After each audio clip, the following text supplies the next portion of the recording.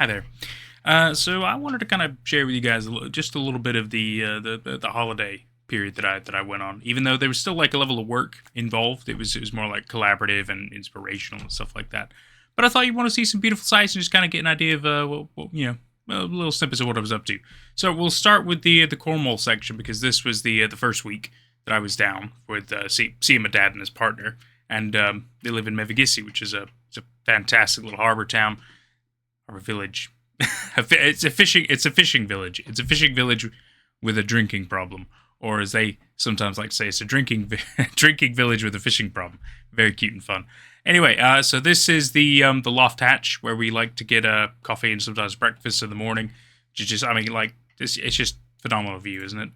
And then a little bit more views of the harbor. I mean, Mevagissey is truly a special place in our opinion. This is a little bit of Truro, which is kind of the biggest city in Cornwall, which, by the way, doesn't really classify as a city. It's a very arguable point, but it's not the biggest. Back to Mevagissey because this is where a lot of the big inspiration for the story that my dad and myself and our buddy Gaz that we're all collaborating on is called The Lure of the Crackmoth, and it's taking some inspiration from like the settings of places like Mevagissey and other fishing villages and harbor towns and things like that. And it's just beautiful, isn't it? I mean, just like look at these sites. It's just phenomenal, honestly. What a week to go down. Here's my dad in all his glory, enjoying himself. I think this was Father's Day. That was also part of the reason for going down, was so we could spend some time together, obviously, because that was just a nice thing to do. Just a little bit more of the harbor because it's just tremendous. It really, really is. Me having some ice cream because obviously the weather's hot. Gotta do what you gotta do. Am I right? Having a little walk in the Kingswood, which I didn't know there was. I had a feeling there was an actual place called Kings, like the actual Kingswood, but I'd never been. So it was just a nice little nature walk. That was nice. A little bit more of the harbor. And if you see just here, it's a little hard to make out, but there's a cheeky seal in Mevagissey that likes to hang out in the harbor every once in a while. And you can tend to just about see him. He's a funny guy. He's a real funny guy.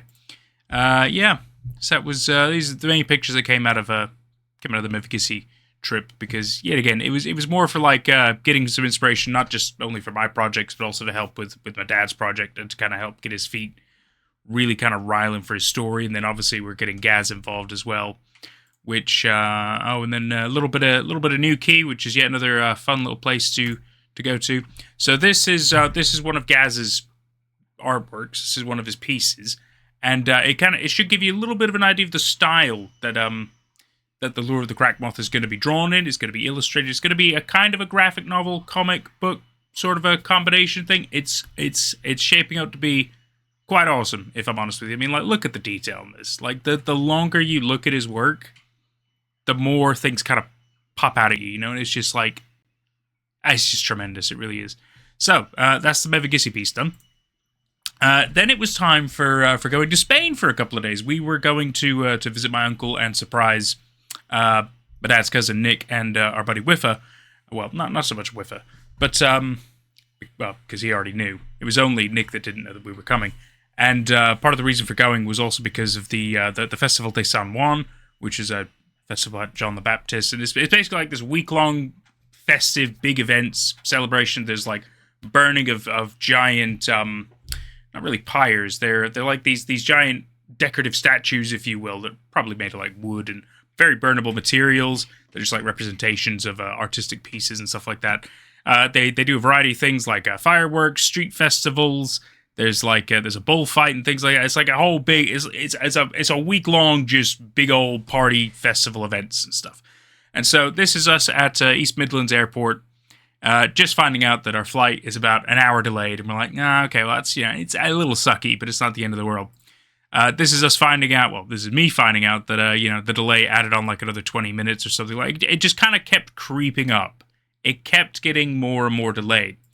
Inevitably, I think it was nearly 2 hours, I think, at this point. Maybe it was just over 2 hours delay at this point. We finally get to go wait for our airplane outside in the tarmac where it's still quite hot outside because that's just what we're allowed to do, which was so nice. Even though I think at the time our airplane hadn't quite finished like even remotely like taxiing and everything like that. So this was like moments after where they're just starting to get people off the plane, like it had just landed and stuff. It was ridiculous. Anyway, and then this is after we land 2 something hours delayed in Spain. So when we were originally going to get there around like I think we were going to get there around like 10 p.m. or something at night. This was after midnight, so obviously we're quite exhausted. It's been a long little time. The flight's obviously not too bad. It's like a 2 something hour flight, so that wasn't too bad at all. But we're just we're exhausted, and we're waiting for taxis. We tried waiting for buses, but because again there's a festival going on, and we're by Alicante, which is where all this stuff. Well, one of the places where all of this goes on. And the problem is it's oh man, let me tell you, like the buses, just forget about it. We had to give up on that. The taxis. The good news is the taxis were quite consistent. They were coming in like constantly. So at least inevitably we did end up getting a taxi, but it took us like another 2 hours just to even leave the airport. It was crazy. So like 2 a.m. we left. This is a picture of me. It's very hard to make out, but this is me. I was trying to show my face of exhaustion at like 2:30 in the morning in the taxi on the way to our uncle's place. This is us the next morning, getting a little bit of pan con tomate, a little bit of café con leche, and Nick and Wiffa having beers because that's what Brits love to do on holiday. It's always on the beers. I didn't drink a whole lot this holiday. That doesn't mean you won't see me with a beer too in some of these pictures, but I'm not exactly a wealthy man, so I just didn't really want to drink all the time either. So yeah. Anyway, so the first day we were like, okay, well it's time to make some moves. We need to we need to go places. We need to go do some stuff. So we're like, all right, let's go catch a tram. I mean, look at the lush green on the tram lines and everything. Really nice, really really nice. So this is us on our way on the tram, making our way down, having a lovely time because the first night was the bullfight for us. Now, here's the thing about the bullfight, right? So I'm gonna go ahead and just kind of keep things really really simple and civil. It's a blood sport.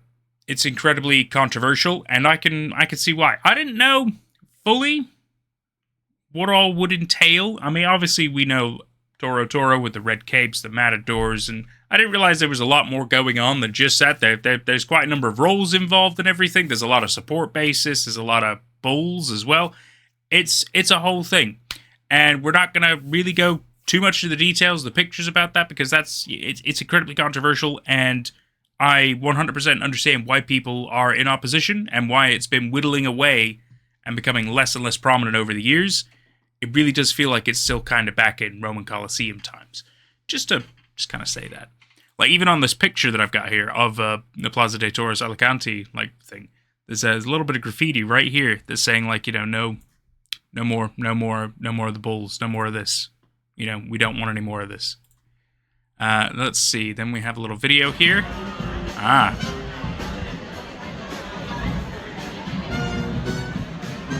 One of the many street. So they always have these like little street gatherings, which basically it's almost like a whole big. It looks like a massive family got together, put up a fencing, a bunch of tables, chairs. They got a little bar and a stage, and there's tons of these all over the place. It was insane.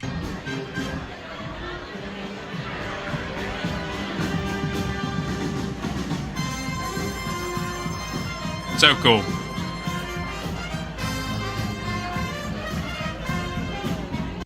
Just really fun. Really, really fun. All over the place. All over the place. There's also some of these large displays that they like to put out, obviously getting them for part of the festival, with all these creative, like, colorful statues and things like that. It's really, really interesting. Really fun stuff. We kind of piece together that there is some level of a procession, because a lot of these main roads leading up to where the bullfight was in the Colosseum, there's these chairs on these roads, and it looks, based on our understanding, because once I kind of learned more and more about what entails in a bullfight, especially the fact there's a lot of like pomp and circumstance and things like that, like people dressed up and dancing.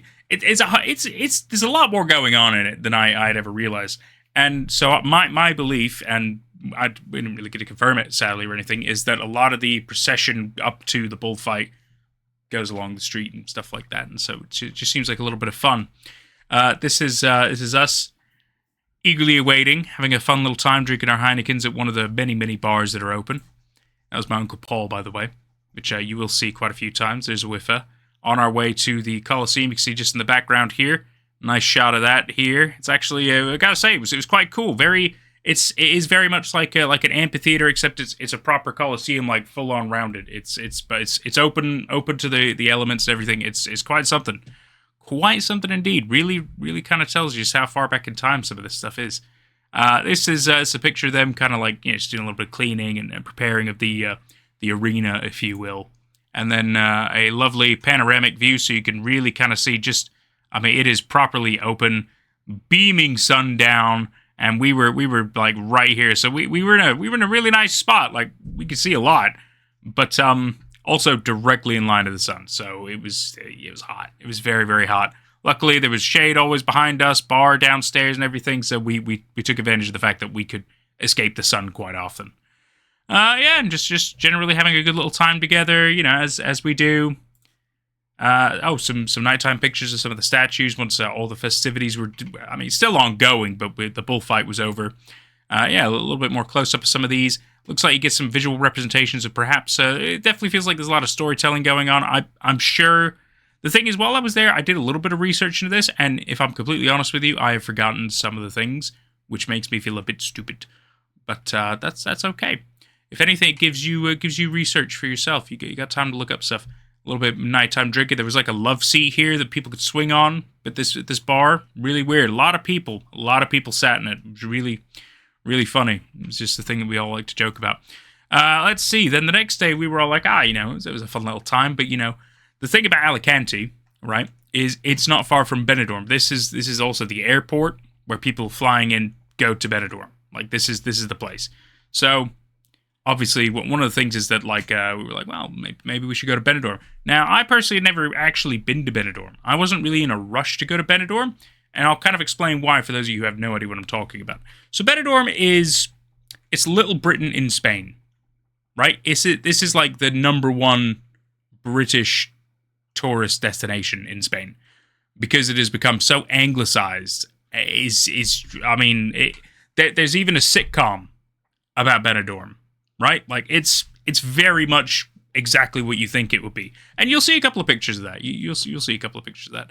So, yeah, we were like, all right, well, we'll make our way to Benidorm. We could take a tram over. It wouldn't be too bad and everything. Just have a good little time. So, we first stopped at 100 Montaditos, which is a fantastic place if you're ever in a Spanish-speaking country, because it's also, I know, in, like, the Canaries and things like that. They've always got, like, super cheap things. Super cheap, really abundant menu, quite good things. There's nothing wrong with it. It's just nice. It's just nice, and it's cheap, and it's friendly, and it's just lovely. Then we started making our way up to the tram stop. There's Nick and my Uncle Paul. We have Whiffer and my dad. And me. Haha. Getting ready for the tram. On our way to the Benidorm. This is where we get off. So when you get off of Benidorm, it doesn't immediately strike you as, oh, wow, this place is English. But you have to keep going. You kind of follow it down towards the beach, and then you go into, like, the old town and everything, and then you eventually reach where it becomes Little Britain. So you will see the transformation in the next amount of pictures. So yeah, this is kind of us getting off. We're making our way down. Everything's still fairly Spanishy, a little bit nice. Every once in a while, you might see some mobility scooters and everything. But yeah, yet again, the further down towards the beach we get, the more anglicized it gets. We're just enjoying ourselves, talking about how everything is, having a nice little time, see some of the little shops and everything. There's a Burger King up here you can see. A little bit further, you got a Popeyes behind the Burger King. The further down we go. And then we're approaching the beach close to the old town of Benidorm. Very lovely views, very packed beach, a lot of tourists, but also some Spanish still. Some Spanish still even in the old town, because Benidorm is quite nice, to be fair.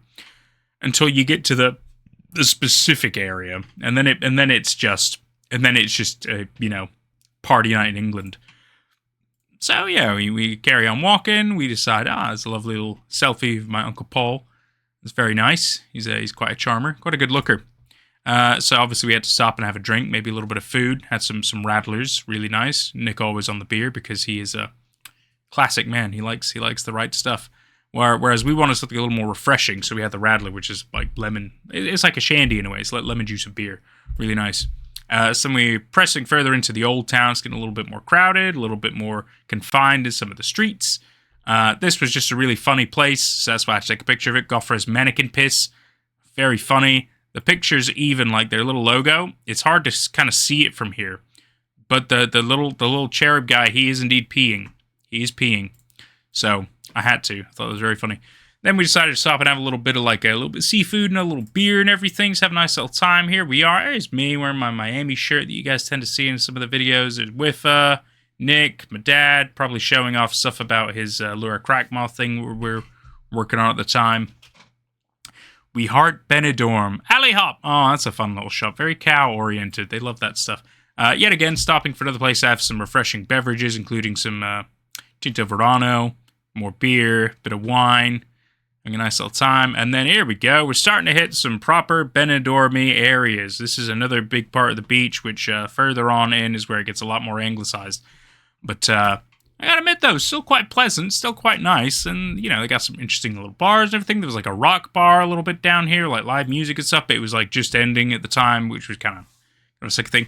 And then here we go. So this is where we begin hitting where it gets like real English real fast. You got the Beatles. I mean, like, come on, like it's just goofy, isn't it? The White Star. They love. There are all kinds of like English name pubs and bars and just kebab shops and stuff everywhere. It was just very funny. It was exactly what you would expect it to be. As I mean, you know, still a fun little time though. But plenty of English people, plenty of people having a riot of a time. Like oh, it's Charles Pub. Oh, it's just exactly what you think it is. So naturally, we had to stop and have a beer because it was only polite, you know. And across the street, we didn't get any pictures or anything of it, but there was indeed a couple fighting because that's, you know, one of the things that happens when people have a piss up on a fun little weekend away to Benidorm. People tend to have fights. Yeah. So anyway, that was Benidorm. The next day, we were like, oh, okay, well, you know. Let's start with having a nice little bit of Asian food, a little bit of Thai-inspired food. Very nice time. It was a good little menu, I gotta say. Lovely little beach shot again because it's just like, I mean, how can you not, right? It's just tremendous, absolutely tremendous. So then it was. So this is now the day for us. It was. I think it was Monday or Sunday at this point, and this was the first proper festival start day of the burning of the big old giant statues. There's over 200 of them that are burning in Spain for these festivities kicking off the Festival de San Juan. And so we were able to see this is the very first one that they set off. It's specifically the one in the town hall area, and that is the first one they do. And then they do a number after this at the same time around midnight, and then an hour and a half later they do another batch, and then at 3 a.m. they do the last batch. So ultimately, they get 200 burned. It's just chaos. I mean, it just crowds all over the place. They weirdly seem to know where they're going, even though there's no labels or anything telling you where or what is going to be burned next or anything. You just kind of, a lot of people figured out. Maybe they got really used to it. I'm not really sure. So yeah, just like, I mean, they're these towering, beautiful construction things, which, yet again, very flammable. That's the point. They obviously have these big sheets. They've done this numerous times, you could tell, which is incredible. They've got all kinds of fire department people ready, available. It's just really interesting. So then naturally, like, oh, okay, well, you know, we're probably going to want to, you know, get a little bit of a beer going because, you know, we're getting quite parched at this point. And so naturally, we find an Irish bar because that's just, you know, it was what was available to us at the time. And we had a nice little time in there. It was all right. We had good little laughs. Paul takes some pictures of all of us having a good time yet again. Fantastic stuff.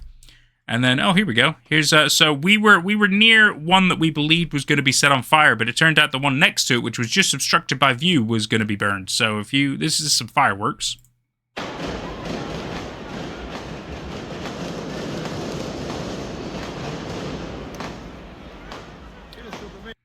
And those fireworks were just kind of above in the same kind of general area as the statue they were going to be burning at the time. So this should show you a little bit of the burning and some more fireworks in that kind of vicinity. See, just there. And then that's a nice picture where you can actually properly see some of the flames and everything, like proper burning. It's very cool. Obviously, a lot of people really do. We're all doing the same thing. You know, we're all there for the same thing. TikTok fame. Even though I really do the TikTok stuff. My stories don't really do well in there, so I've kind of given up on that. Then this was the City Hall area again. After the main one had been first burned down, we're making our way kind of back because it's at this point I think it was like 2 a.m. It was quite late, so we were obviously kind of getting exhausted. We're like, we don't really want to stay for the 3 a.m. burnings. You know, it's had enough fun. The next morning, our final morning, we went and got some empanadas because that was nice. All having a good little time, drinking a little bit of sangria, tinto de verano, having a good time. Nick doing a little bit of photobomb, hilarious. It was just a wonderful time, really. And then our final surprise is we were able to go into the roof of this place, which really gave us some tremendous views up here. Oh, I'll tell you what else I forgot. I was able to go swimming as well in the beach. Got a little bit of burn on my shoulders, surprisingly. Those are the only things that kind of burn. Nothing too bad, luckily. Wasn't too bad. Very strong that day. I mean, we were constantly being pushed further down. The current, it was choppy water, very choppy water. But yeah, look at these views. Isn't that just tremendous? Isn't that just like wow? And then if way over this way is where Benidorm would be, just to kind of give you an idea. It looks like it's quite far. It's really not that far, you know, because especially when you take the tram, which kind of goes all the way up and it goes like within the mountain ranges, stuff like that. Benidorm is back over that way because we're in San Juan near Alicante for this trip. I mean, just wow! Look at this. Look at that. What a view! What an absolute view! Couldn't have picked a better day. Look at the weather. Look at the weather. So yeah, I think that's roughly about it. Yeah, just a couple more pictures of the beach and everything. Good little times. Oh, and then this is my dad at the airport. He was channeling his inner Dr. Evil because of the chair. Yeah, so that's 22 minutes. I'm surprised I was able to make it that long. So that's just a little bit of fun insight as to how my holiday in Cornwall and Spain went. Working holiday, of course, because not full on holiday, but still fun at the same time. Yeah, I really hope you enjoyed this. I guess I'm gonna get back to work now. That's probably a good call. Just for now.